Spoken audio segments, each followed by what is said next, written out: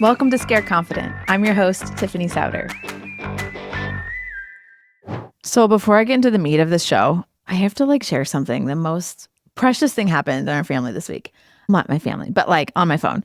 So this week has been crazy. It's one of those where my husband and I were gone over the weekend. The kids were all in different places. We got home Sunday night, so we weren't totally on top of the week.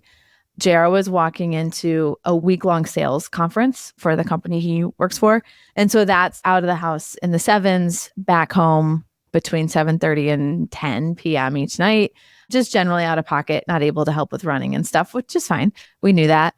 And for some reason, literally every single kid has an appointment of some kind this week, like a dentist, an orthodontist. We've had a dermatologist appointment. I think we have a physical. It's just hilarious. Everybody has some appointment this week. It's election week, so I needed to vote. It's just a hilarious number of extracurricular things. There's a choir program one night. It's my mother-in-law's birthday. Just something every day. It's just hilarious. So it's been a week where it's kind of been a sprint.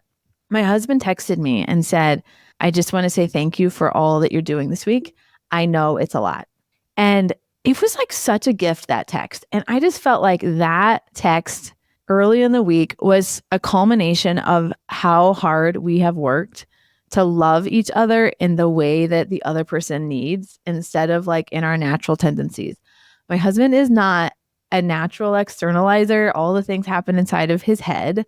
And I have had to be like, babe, I need you to say things, even positive things that feeds me. It makes me feel appreciated. It makes me feel like you see what I'm doing. And not that I need you to say you're doing a good job, but it feels just you see me and that you're I get it. That is a lot for you. Cause I don't like to complain around and be like, do you see all I'm doing? I just don't think that's a very good look. So anyway, it was amazing that he texted me babe, I just want to say thanks for all you're doing this week. I know it's a lot and you're doing a great job. And it was okay, I have 4 more days of no problem. I can get this done. It just was such a gift. So take a second and text your spouse right now and tell them something that you're grateful for about them, something that you see that they have done, that you feel loved, that you appreciate, that you see them stepping in and just being a great parent. When we live inside of these 2 career households, there are so many demands externally on our time.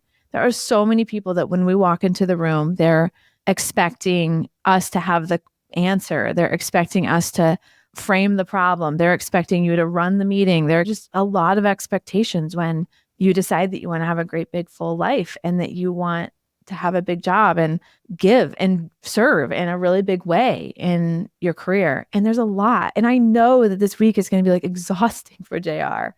And I want to be able to support him so that he can be on his game. I know it's really important. And also, it's a lot of capacity for me to do my things, be there, be consistent for the girls and not, I don't know, sometimes you get tired and just short and I just don't want to show up like that for them and be do you see me helping you here? And I don't know, I just know for sure 10 years ago, that's not how it would have been, that the end of this week would have felt like a fight. 10 years ago, the end of this week, I would have been Friday, I just would have been annoyed with him. Every single morning you just got up and got out of the house as quick as you could. And I wouldn't have been as gracious and he wouldn't have been as gracious either. And I just feel so grateful for that. So I don't know how you and your +1 need to work to come towards one another. But I have told JR, you just saying, I see you, you're doing a great job, I appreciate you, is all I need. You just need to tell the other person, this is what I need. And just do that. And don't make it hard. And it was such a gift to me. So I know this weekend, after being gone all weekend and out all week long, he is going to want just some home cooked food because he gets tired of eating out. And so I will try to love him in that way. How do I be prepared and how do I love him that way? So anyways, I'm just sharing in our 2 career home, we have got to be able to be capacity for one another. I was talking to someone and explaining this concept of implicit expectations and explicit agreements. I don't need to go into that right now. And I was saying, my husband always puts his coat on the back of the chair. It drives me nuts when he walks in. And I've asked him, will you hang it up? And he was like, I don't really actually want to. And I'm like, you know what? That's fine. He doesn't have to. He's a grown man. This is his house too. He works really hard so that we can live here as well. Why do I have to be the one who controls the way that he lives in it? I don't need to. If he doesn't want to hang it up and I want it hung up, I can decide to hang his coat up. He's not going to be mad if I do that. I don't need to be annoyed every single day. He has said, I don't really want to hang it up. And I can say, great, you said you don't want to. And now I don't have to nag you. And if I want it hung up, I can hang it up. And she said to me, I wish I could be that mature in my relationship with my husband. And I said, well, what I have realized is that I'm the only one that can give him home, that one spot on the planet where it's just your home.